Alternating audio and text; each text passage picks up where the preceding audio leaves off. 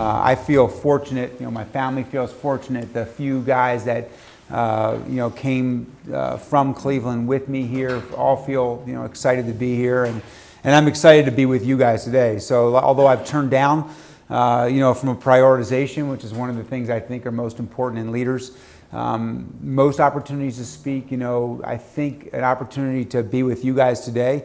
It's energizing for me to be around people who are the future leaders of this country and of this world. And as we go forward, one of the reasons that I'm, in Toronto and took the job is I think the international dynamic, of, how we all interact just continues to be a growing aspect of our lives. It's the boundaries mean less and less.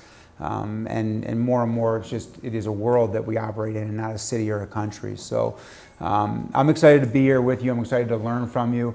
I always consider, passing on, the things that I've learned to be, I think wisdom in its greatest sense is helping you benefit from the mistakes I've made and from the good decisions I made. And, any culture that I'm a part of, there's not a lot of rules, but there are two underlying components that are important. One is humility, that, I don't have it all figured out. I don't know everything, and so I go in every single day with an open mind that I want to grow, learn, develop, and get better every day.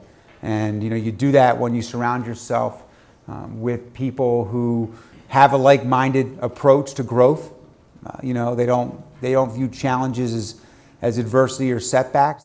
According to the New York Times, the odds that no Major League Baseball players are gay is 1 in 2 sextillion.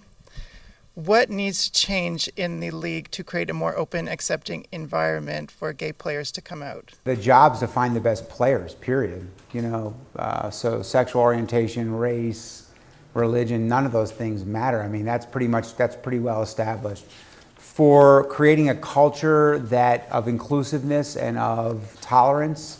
Listen, professional sports in general is probably one of the slowest to adapt to creating a more open, compassionate environment. I mean, the nature of sporting environments are that they're, overabundance of testosterone, at least in the all-male sport that, that I'm in. And so it creates still some antiquated beliefs and approaches to things. Major League Baseball hired Billy Beane, who was, I think, one of the first players to come out after he was done playing, and as the chief officer of inclusion for MLB. That's a start because he's going around having those conversations.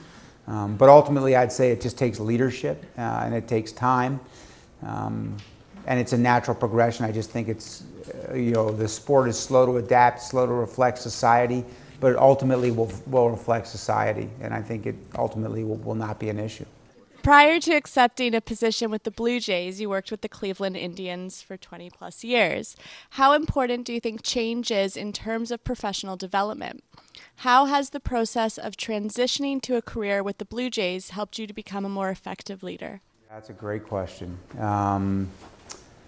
So I think it's somewhat individual. I only feel comfortable, offering it for myself rather than projecting what I would personally experience on anybody else. And I feel that some opportunity to provide new challenges is extremely important to growth. Now, that can happen in the same role.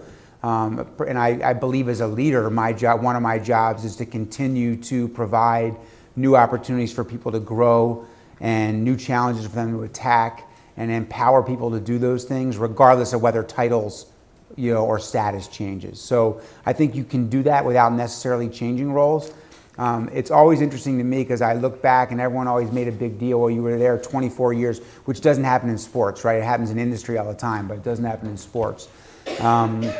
And I say, yeah, but I held like 5 different jobs over. I was entry-level cubicle dweller with no title. I was director of player development. I was assistant general manager and VP of baseball ops, and I was EVP of baseball ops and general manager, and then I was president. So I never had the chance to stop growing. I never had, I always had new areas of responsibility on my plate, and new people to lead and develop and grow. And it was progressive, so the tenets and the beliefs that I thought were really important in culture. You know, I had the opportunity to start at the grassroots and the foundation of the organization, and then gradually start to continue to build throughout the organization, mostly in the leaders that exist that, you know, are still there today. So that's why I'm here, you know, because it felt like I had done that job now for a while, and I wasn't looking to leave. I was still but something totally new and different came along. Even though it's the same basic role, it is very different here for a lot of reasons, some great reasons. And so personally, you know, I feel like the need to grow, the need to take on new challenges, the need to, you know, continue to evolve is really important, you know, as a leader. Is there anything that you feel that you'd like to do differently than you did with the Cleveland Indians in terms of maybe improving or just doing something radically different than what you did? There are, and this will sound humorous to those of you that haven't been there are 13,000 people in Cleveland living downtown. 13,000. So that's like one block, you know, downtown, you know, 13,000. There are 170,000 people working downtown Cleveland. So it's a city of 1.7 million, which is still small compared to here, but most of those people live far away. So the challenge of getting them in today's world to come to games was really hard. Not a lot of wealth, you know, aging, all the things that make it tough to do business. So the biggest change for me is just international, diversity, robust, depth of the market, tons of people living within walking distance, younger fan base, all those things are incredible. Retractable dome stadium, I mean, there's a bunch of changes that are supplying enough changes to my daily life. As far as belief systems and things I would change to leading, I don't think those change. You know, they start from empathy and compassion, you know, really a sense of awareness of the people you're leading and dealing with.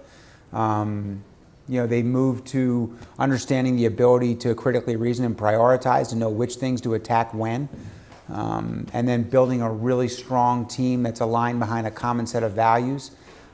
So I think there's some openness to articulating what those values are. A lot of that's usually semantics and the way different people phrase those things.